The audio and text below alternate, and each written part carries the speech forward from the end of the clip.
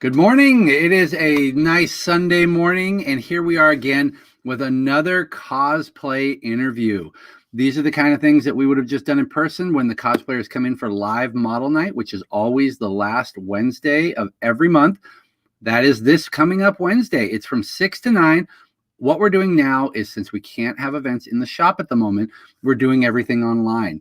And for the live model, we have got some great local live models who are giving us images of them in cosplay, and on the Facebook page for Empires Comics, we're posting them just like it was live model night. I'll do one that opens up with 15 minutes. You draw, we take a quick break, you post, chat with the other people who are drawing, go on to a longer one, and we do that all the way from 6 to 9.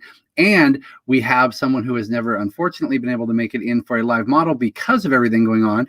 A newcomer to our live model, Sparkle Stache. Welcome to the show, and thank you very much for taking the time to join us this morning. Thank you so much for having me. I wish I could totally be there for a live model night, but this is amazing. So thank you for having me.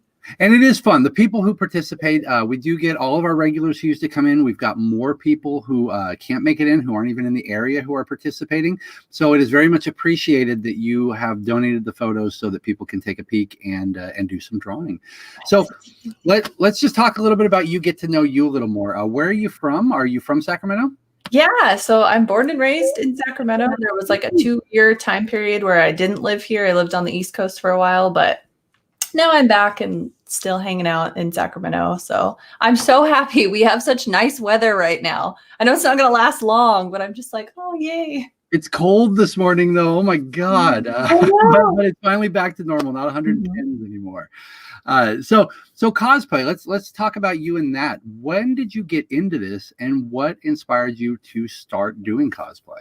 Oh my gosh. Well, I come from a theater background. So like my whole life I've done theater, and costuming was like a whole thing in itself, which was so fun. And I didn't really know what cosplay was until probably like 2008, 2009, when it was just kind of like getting to be a little bit more mainstream. But I still didn't really like dive in. I was kind of like, what is this? I don't know what's going on.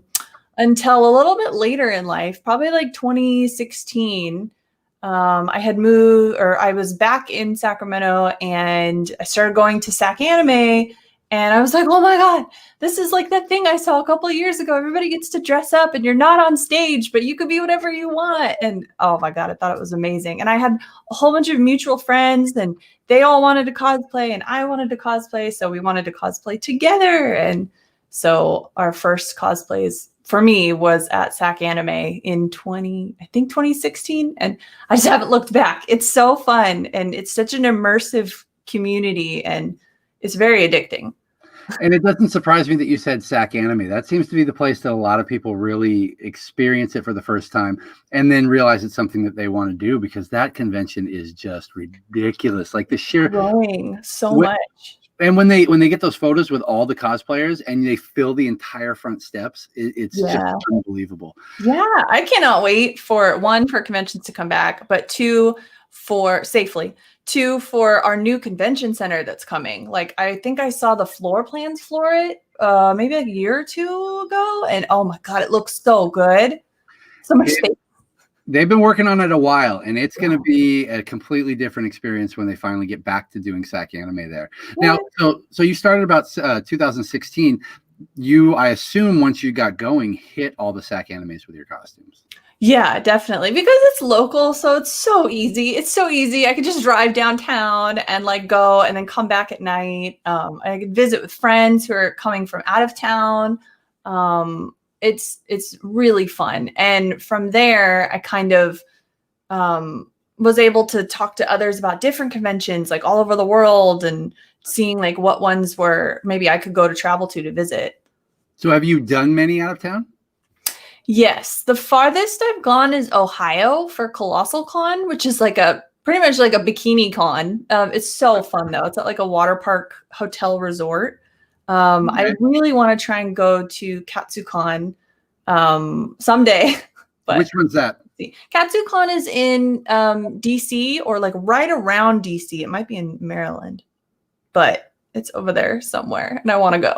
Okay, and is that just a huge one? Yeah, it's really big. It's where a lot of people bring a lot of big builds, and those are some of my favorite costumes. So I'm like, oh, I want to go to a convention with big builds. And then of course one of my favorites is BlizzCon, which actually would be happening this weekend, but that's okay. But it's in SoCal, so it's really not that far at all. So that's nice. So for those who aren't immersed in the cosplay community, because I know there's a lot of people who want to be part of this, they don't know where to start and whatnot. What is a big build? Oh, but so in cosplay, you'll see like a lot of different types of cosplay. You'll see like casual cosplays where you could just grab stuff out of your closet and be like, oh, like I'm this character, like on a school day or whatever for fun. And then you'll see competitive level costumes where people are building a costume or sewing or doing all kinds of different things at a competitive level. You'll see people who want to just get into just making a lot of armor or like what's that game, Monster Hunter or Monster World? People like go nuts with that like armor, and it looks so good. And there's just all kinds of different cosplay that's really fun to get involved with. And bigger like builds, that's kind of like what I call them, or what they're referred to as, or what I really like to do, because you get to like get hands-on with them and I don't know, get really involved. Lots of painting. It's really messy. So do you, or it could be a combination, I don't know, do you build your own stuff? Do you purchase pieces? What's the process that you go through? So I do a little bit of both. Since I have a theater background, I kind of learned how to like sew a little bit. I learned how to build sets a little bit. So I have like these little knowledge bubbles of how to make different things. There are some people out there who are fantastic like sewers, but they're maybe not the best with foam, and that's okay. There is no like right or wrong way. Or there's people who are amazing with foam and maybe not so good with sewing yet or something, So I kind of like to just touch on every little thing. I don't know. Like Widow Nova, for example, is I built all the armor, but the suit was actually made. So I bought that like from a designer, and then had the suit made and printed and everything. 'Cause I'm like, I'm not touching airbrushing a suit. That's above my knowledge. But something like that, like there's no right or wrong way. Okay, just a nice little combination. And for people who want to get started, I mean, it can seem intimidating to have to do the sewing, the airbrushing, the foam, the entire stuff. Obviously there are places online and probably people who create this stuff that they can purchase it from, correct? Yes. There is there's Unique Sew that does like contacts if you're into contacts. There's Mick Costumes who does full-blown bought like cosplays that you can buy. If you want to be Sailor Moon, you can go and buy a full-blown Sailor Moon and not have to worry about making it if that's something you don't want to do. There's a lot now. Even Amazon has really nice costumes now. It's amazing. Do people what about an Etsy? Do people post stuff in there? They do? Okay. So there's tons of options for getting started. What was the first one that you went with? My first cosplay that I ever made was in, I think, 2008, and I was Kyrie, and I like took a pink sheet and just kind of like sewed some zippers on it and was like, yay, I'm done. And it was a little rough for my taste, for me. And then later on down the road, I wanted to be Hisoka from Hunter x Hunter. And I kind of just like dabbled in playing around with what I had in my closet, maybe ordered a couple things on Amazon here and there, ordered a wig or two, threw it on, and that was fine. And then as like the more and more costumes you do, the more you, I don't know, get kind of like creative with it or get your own spin on things, which is what I love to see. I love to see everybody's own way of making themselves that character. And that is fun because, you started small and you figured out little things here and there, how to make it better. It's just I imagine just a growing process, just like anything else. Yeah, absolutely. Absolutely. It's like starting with your first comic book and then eventually you just have a whole, Yeah, a whole shelf full. That's that's a good way of putting it. Are there, during the pandemic, are there any costumes that you've been working on? Have you had time to do that? Yeah, I still work on costumes just so I can keep creating like digital content and things like that. And let me see, what have I been working on lately? I've sewn a couple suits. I sewed like I wanted to try and sew my own suit. So I did All Might from My Hero Academia. I did one of his suits and I completely like sewed the bodysuit with a lining with a whole bunch of like fabric appliques and did a whole thing. And that was really fun. I did have a time period where I wasn't working full time. So I was able to do a lot of cosplay things, a lot of wig styling. I'm into a lot of wigs now. But now I have a little bit less time, but that's okay. That's all right. That sounds like a good trade-off. You still can make time for the cosplay, but yeah, but that sounds like a really good trade-off. And hopefully, yeah, like as you said, safely, hopefully we can open some cons here soon. I know that they're doing a Roseville swap meet con coming up next weekend, I believe. Yeah, I think they had one last month. Maybe not Roseville. It might have been Sacramento, but they did a swap meet, and I think that it had a pretty good, successful turnout safely. Yes, and I've talked to the people who are running the show. They're doing everything by the books, making sure people are wearing masks, tables are distanced.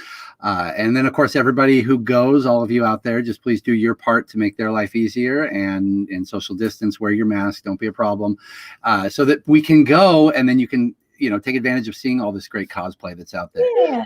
So, now, as an experienced cosplayer, and of course you have the theater background, is there any kind of advice you could give to somebody who's coming in new? Oh, to definitely just have fun. Don't stress out. If you're ever stressing out about your costume, maybe not being good enough or not being good in general, like just have fun with it. Enjoy what you're doing. Don't worry about anything else. Unless you're competing, that's different. Competing is scary, but it's fun. But if you're just trying out, you want to start out things, just get in there.